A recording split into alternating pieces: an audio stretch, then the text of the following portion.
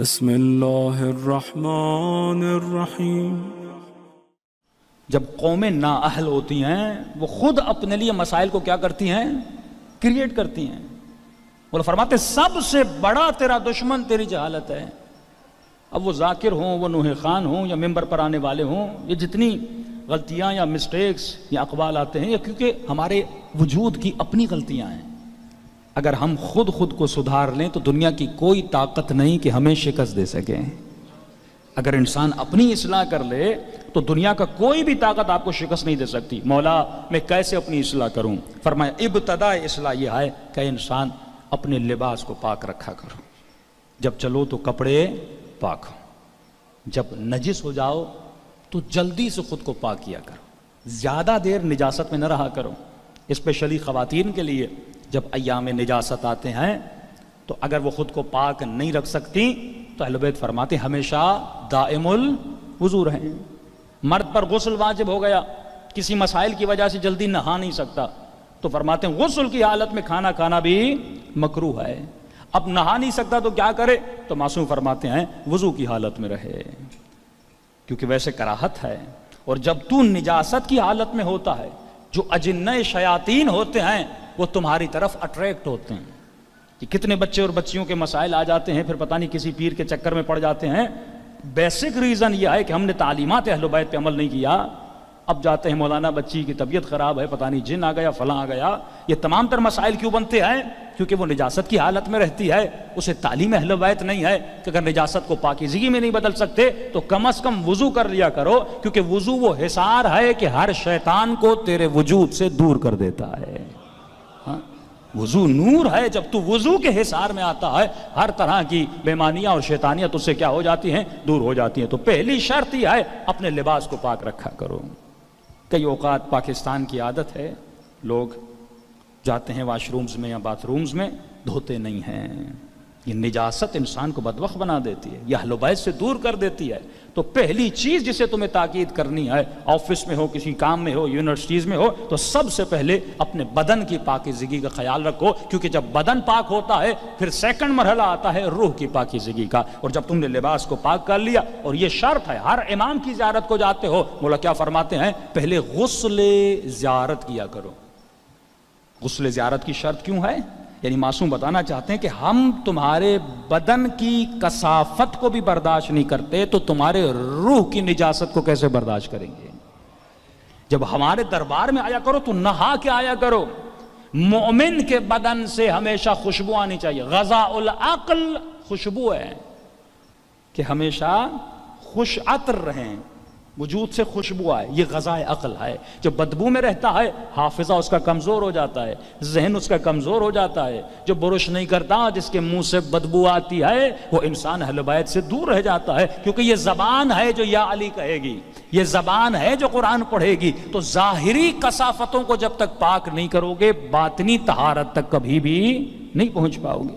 صاف ستھرا ہونا چاہیے مومن، صاف ستھرا ہونا چاہیے جوان، اس کا کپڑا پاک و پاکیزہ ہونا چاہیے، اس کا بدن پاک و پاکیزہ ہونا چاہیے۔ یہ پہلی منزل ہے، کیونکہ جب ظاہری طہارت پہ آ جاؤ گے، اب سیکنڈ مرحلہ ہے طہارت باطنی کا۔ کپڑے پاک کر لیے، جسم پاک کر لیا، اب دوسرا مرحلہ ہے باطن کی طہارت کا۔ اس کی ابتدا معصوم فرماتے ہیں یہ آپ کے ساتھ اوپر سے شروع کریں۔ پہلے آپ کی دو آنکھیں ہیں، اور سب سے زیادہ جس معاشرے میں ہم رہ رہے ہیں یہ معاشرہ آنکھوں کے گناہوں کا معاشرہ ہے۔ جوان 15 سال کے بعد اس کے وجود میں شہوت کا جذبہ ہوتا ہے۔ اسلام جذبوں کا مخالف نہیں ہے، کیونکہ اگر ایسا ہوتا لیاذ باللہ تو خدا گویا بندوں پہ ظلم کر رہا ہوتا۔ یہ مسیحیوں اور بدھسٹ کا عقیدہ ہے کہ شادی نہ کرو، اللہ کا کوئی ایسا عقیدہ نہیں ہے۔ خدا کہتا ہے میں نے تجھے ایک جذبہ دیا ہے، اگر میں نے تجھے کھانے کی طلب دی ہے تو میں نے تمہارے لیے کھانا حلال کیا ہے۔ اگر میرے تیرے اندر شہوت کی طلب رکھی ہے تو میں نے شہوت کو پورا کرنے کے لیے اسلامی طریقہ بھی رکھا ہے۔ یہ تم ہو جو اپنے طریقوں کو بند کرتے ہو، کبھی نوکری کے بہانے سے، کبھی رزق کے بہانے سے، کبھی دوسرے بہانوں سے کیا ہوتا ہے انسان اس چیز سے دور ہو جاتا ہے۔ اور معصوم فرماتے ہیں جس باپ نے پہلا فریضہ اس باپ کو اپنے بیٹے کے لیے یہ ہے کہ اس بیٹے کی جلدی سے کیا کروائے؟ شادی کروائے۔ اور اگر یہ شادی نہیں کرتا 80% یا مور دین 80% لوگ شادی کے بعد گناہ سے کیا ہو جاتے ہیں؟ بچ جاتے ہیں. یہاں تک فرمایا تھا نماز دگنی ہو جاتی ہے، ثواب دگنا ہو جاتا ہے. کیوں؟ کیونکہ اگر ذہن میں شہوت نہیں ہوگی، اب جب یہ مصلی عبادت پہ کھڑا ہو جائے گا، اس کا ذہن ریلیکس ہوگا. یہ انسان خود پہ ظلم کرتا ہے. مجھے یہ تو برداشت ہے میرا بچہ یونیورسٹی میں جائے، کسی نامحرم سے تعلق بنائے، اس پہ میں اسے منع نہیں کرتا. اور کس بات کو یہ خود کو غفلت میں کہتے ہیں. ایک بندہ سویا ہوا ہے اسے اٹھا سکتے ہو، لیکن ایک نے خود کو جھوٹی کا سلایا ہوا ہے، اسے لات بھی مارو تو وہ نہیں اٹھے گا کہ جھوٹی کا سویا ہوا ہے.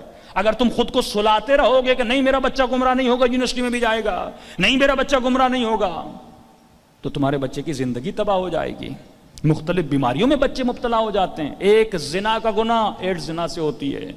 ہاں، یہ جتنے گناہ، جسمانی بیماریاں، وائرسز انسان کو لگتی، کس سے لگتے ہیں؟ اسی بیماری سے لگتے ہیں. پوری زندگی تباہ ہو جاتی ہے. کراچی کے SIT میں جا کر دیکھ لیجئے، جوان بچے، مالدار بچیاں، کروڑ پتی باپ ہے، لیکن بچی کو بیماری لگ گئی ہے صرف اس ایک گناہ کی وجہ سے. تو اسلام جب تجھے گناہ سے روکتا ہے، وہ تمہارے جسم کی شفا چاہتا ہے، وہ تمہارے جسم کو دوام دینا چاہتا ہے. تو معصوم فرماتے ہیں اگر باپ نے اس بیٹے کی شادی نہیں کروائی تو وہ جتنے گناہ کرے گا کس کے کاندھے پر ہے؟ اس باپ کے کاندھے پر ہے. اور یہ تصور کس نے دیا؟ یہ ویسٹرن تصور ہے نا کہ مولانا شادی کروائیں گے، اب تو کماتا نہیں ہے. تو میں نے کہا اگر تیرے پاس اللہ نے تجھے بچے دیے ہیں، مثلا 3 بچے دیے ہیں، 1 بیٹا 2 بیٹیاں، اگر خدا 4 دیتا تو کیا تم اسے نہیں کھلاتے؟ اور 1 بچی اگر ایکسٹرا گھر میں آ جائے گی، بھائی دن میں کتنی روٹیاں کھائے گی؟ ذرا عقل سے تھوڑی کیلکولیشن کر کے مجھے بتائیں کہ 1 بچی ایکسٹرا آپ گھر میں لا دے، 2 دن تو مہمان بھی آپ کے گھر میں آ جاتے ہیں نا، 1 بچی ایکسٹرا آ جائے تو وہ کتنی روٹیاں کھائے گی؟ بہت موٹی ہو تو دن میں 10 روٹیاں کھا لے گی. لیکن حد استطاعت یہ کہ انسان دن میں 4 روٹیاں کھاتا ہے، 5 روٹیاں کھا لیتا ہے. وہی سالن جو گھر میں پک رہا ہے، ایکسٹرا 300 گرام 400 گرام تم آٹا گھر میں بنا لو، بچی کھا لے گی. مشکلات ہم نے خود بنائی ہیں. سیدہ کی شادی ہوتی ہے، مولا کے پاس حق مہر دینے کے لیے پیسے نہیں ہیں، اپنی زرع بیچتے ہیں، تھوڑا سا حق مہر، اور حق مہر سے بھی کیا لیتے ہیں؟ جناب سیدہ کے گھر کے لیے چند برتن لیتے ہیں کہ میاں بیوی زندگی گزار لیں.